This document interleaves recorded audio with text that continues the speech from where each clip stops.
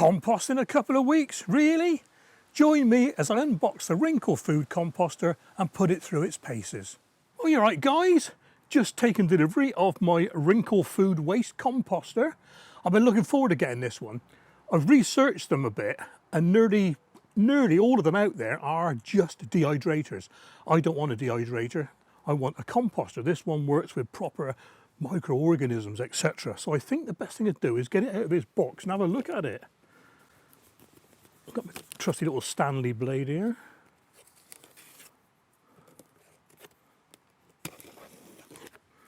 Carefully not going in too deep, just in case. Okay.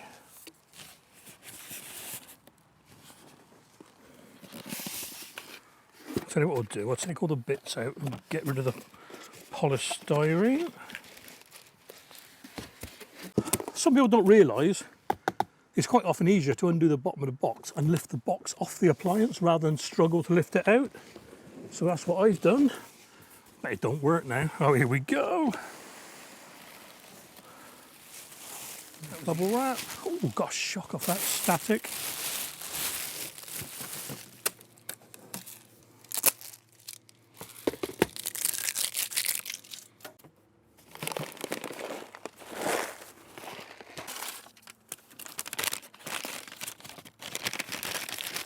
Well, there we are. Nice looking bit of kit, I'll tell you. Now, you're probably asking, why am I doing this outdoors? Well, this is going to go upstairs in my food studio, and it is tiny. It's a back bedroom, really, and there's no room to film this and do it justice up there. It would be all wide-angle lenses and distortion and all sorts. So I'm going to start the review off here, get it started, add a few scraps in a day or so's time, and then take it upstairs to the food studio, and I'll show you where it's going to go and how I'm going to use it. Okay. So I think first off is to go around the features. Well, as you've seen me unload, it comes with two filters, two charcoal filters. So that's enough to last you a couple of years. A little dinky compost scoop. A bag of compost starter 1.0. Lovely instruction book.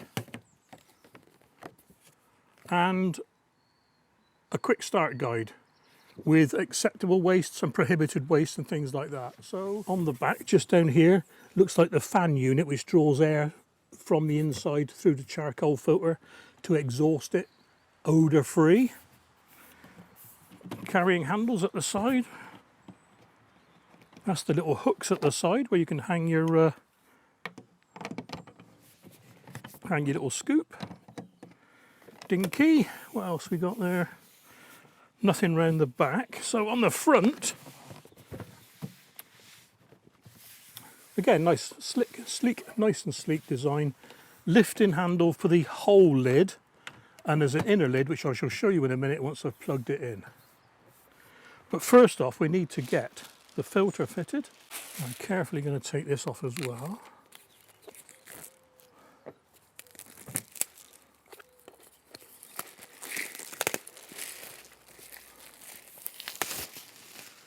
Do not remove this sticker, remove this sticker.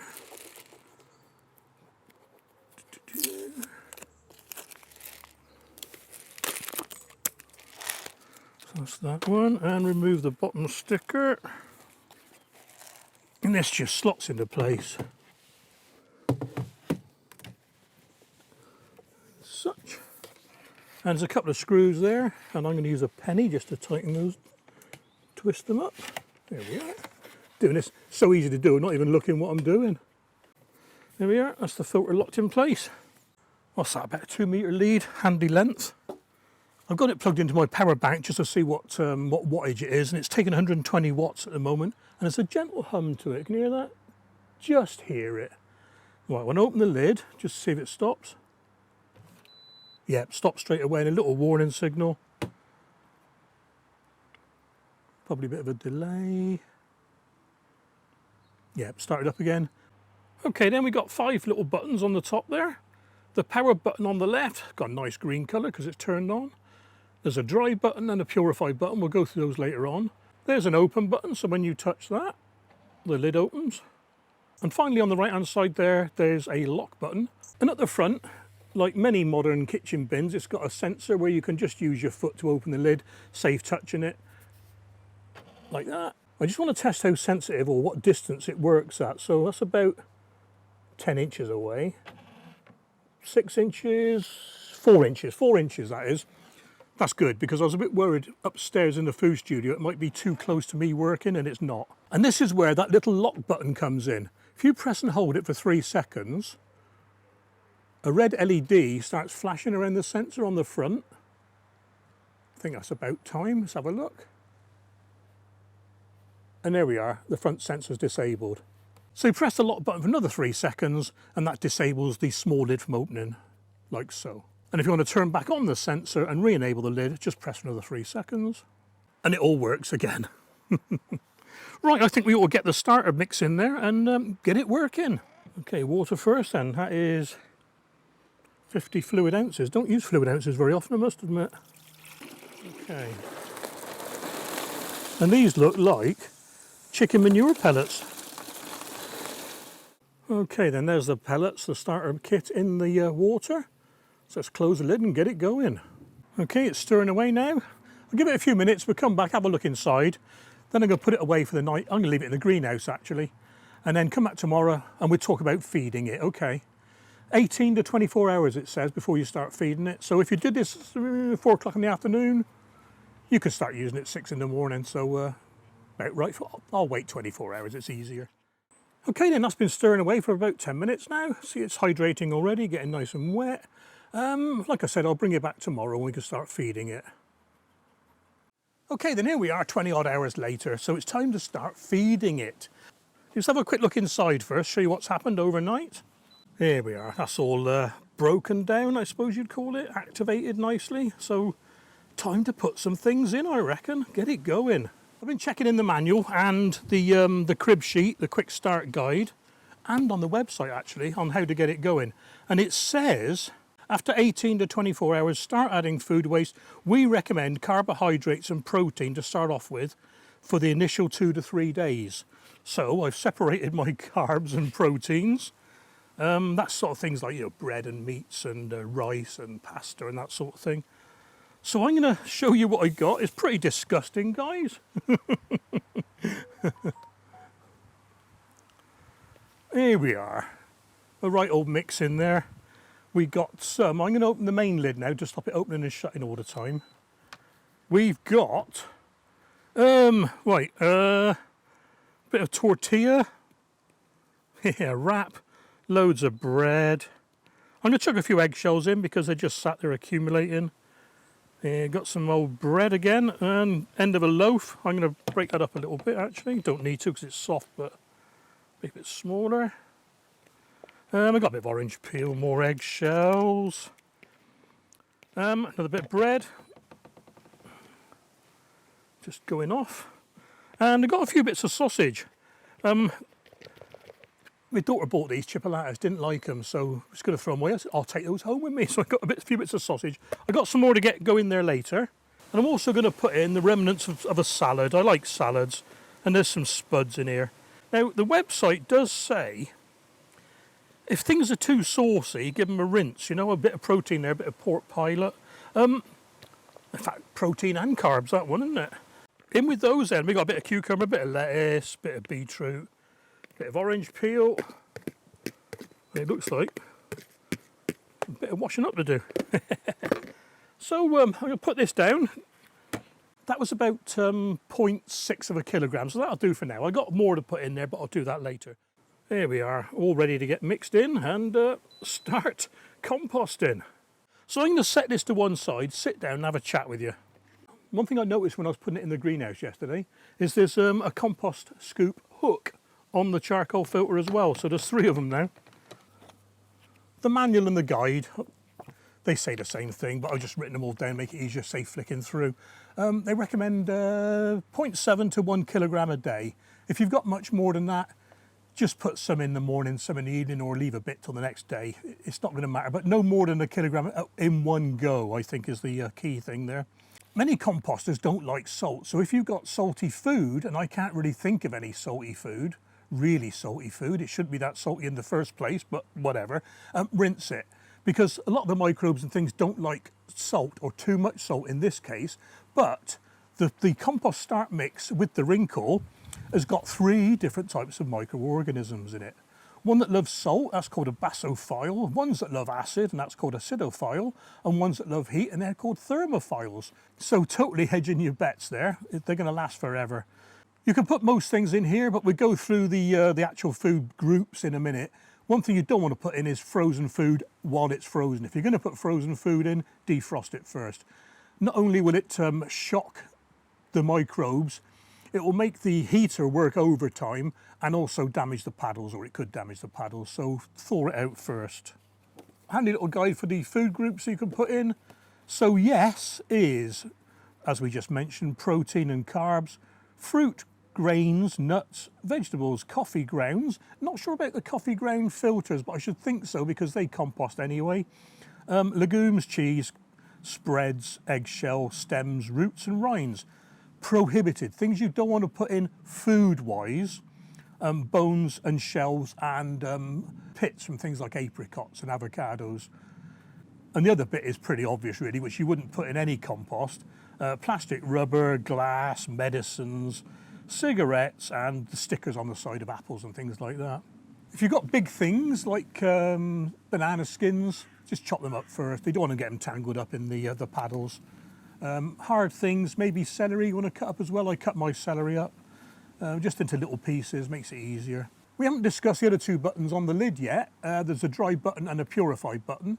The dry button is to, as it suggests, dry things out. If it looks a bit soggy or boggy or gooey inside, press the dry button and don't feed it for another couple of days until it starts drying out again. And the purify button is for the odd occasion when maybe, possibly, if it gets a bit smelly. I don't know why it would. I've only had it a couple of days, so I can't tell. But you press the purify button and the dry button together sometimes, it says. And what you can also do is add coffee grounds and bread to help reduce the smell. And again, don't feed it for a couple of days. And in a couple of days, it'll be sweet as before. I'll go through the next bit again when I come to empty it. But the food breaks down in 1 or 2 days. It's not really usable yet. It takes a good couple of weeks. And it's best to harvest your compost, if you like, when it's at the max level. So it's doing most of its work.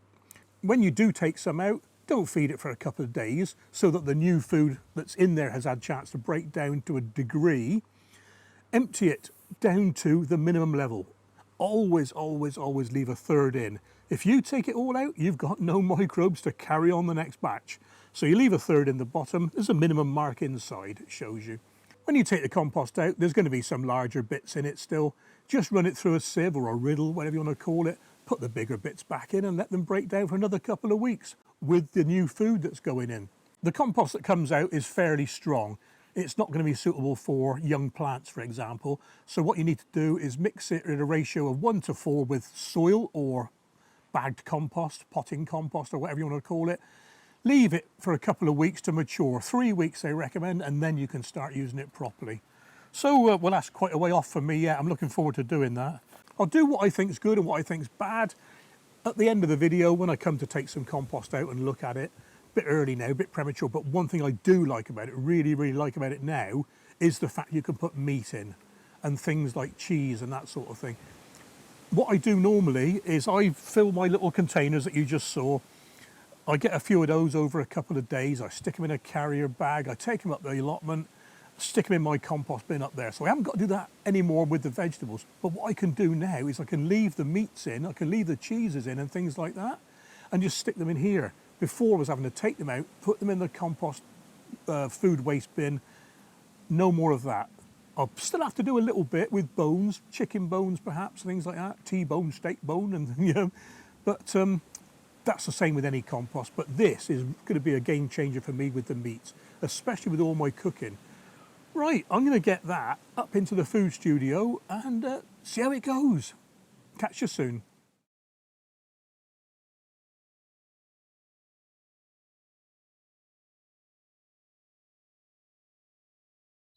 And here's some of the bits from the Cushaw soup recipes going in the Reencle. So handy. Okay, then here we are upstairs in the food studio. A bit of a mess at the moment. I'm between dishes. But here is the Reencle down here. And I've just put in some parsley from the last dish, which was, if I'm not mistaken, the corn chowder. Yep. So there it is. It fits lovely. So let's get that parsley mixing up. And what you couldn't see downstairs was that the lights, the buttons light up. So, you know, on power on. With the red light on the open button, it means the lid is not openable. But the other buttons light up as well. So if you want to do a dry, that goes green. If you want to do a purify, that goes green as well. Right, let's get this lot tied up for the next dish. We've got broccoli and Stilton soup coming up. Okay then guys, it's been 3 weeks. 3 weeks to the day, I think, since I unboxed the Reencle and started filling it and using it. Let me just show you inside what we've got. Look at this. It is just about full up, just about to the max mark. Not quite, but that's enough for this demonstration, I think. Still warm. It gets to about 45 Celsius because I stuck my thermometer in and measured it. So let's get some out and see what the compost looks like properly. I'm going to put it through this, it's a fairly coarse riddle, what's that, a centimetre I suppose, just to see what bits are left behind, using the handy dandy scoop. I've not had to use the dry function at all, and I've not had to use the purify function because it hadn't started smelling. And the odour is a bit like, what can we say? Fermenting. When you ferment things in a jam jar, you know, it's a little bit like that. It's not funky, but it's a little bit like that. So let's just take a bit out for now. And don't forget, when you do harvest your compost, always leave a third in the bottom.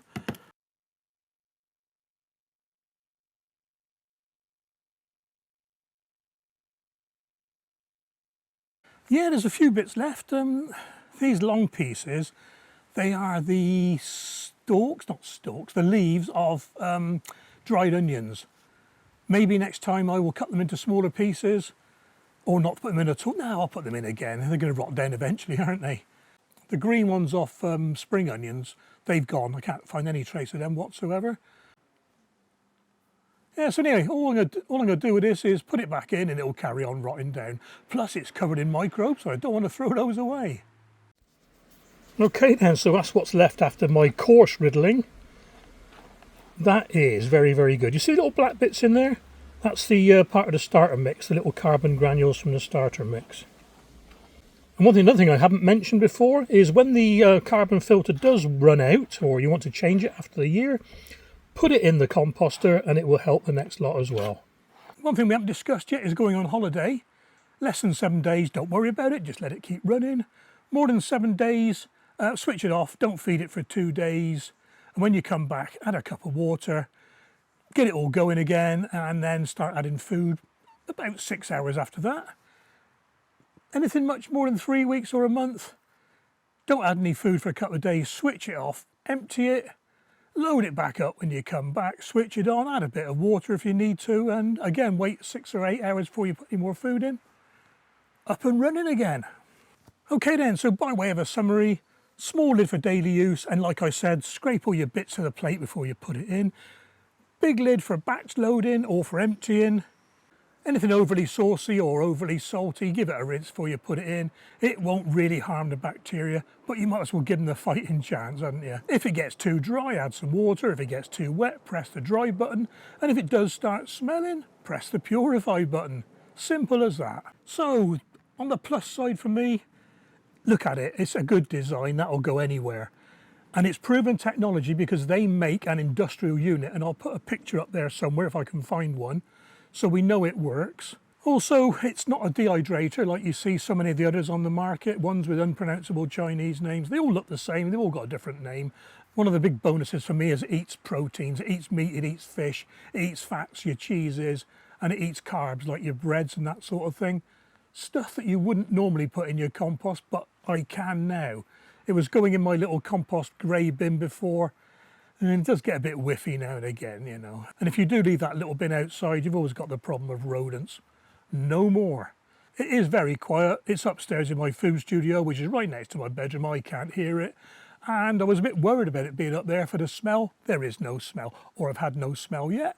If I do, I'll just press the purify button, but I'm just being careful what I put in.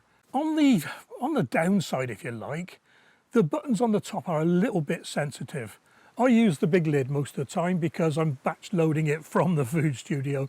And when I go to close it now and again, I accidentally touch a button and I don't realise I've touched it until I look down again and the light's on.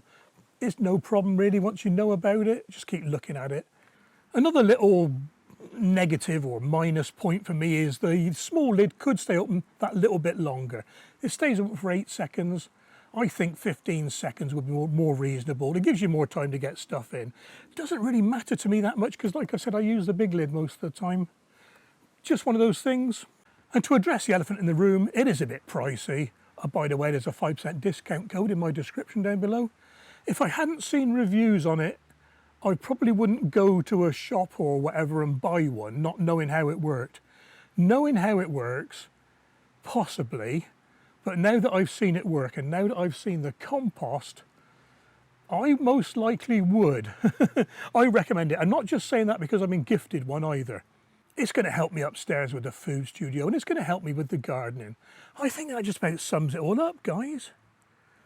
Yeah, so there you have it. The Reencle Food Waste Composter. I'm going to give it a thumbs up. Take care, guys. Catch you on the next video.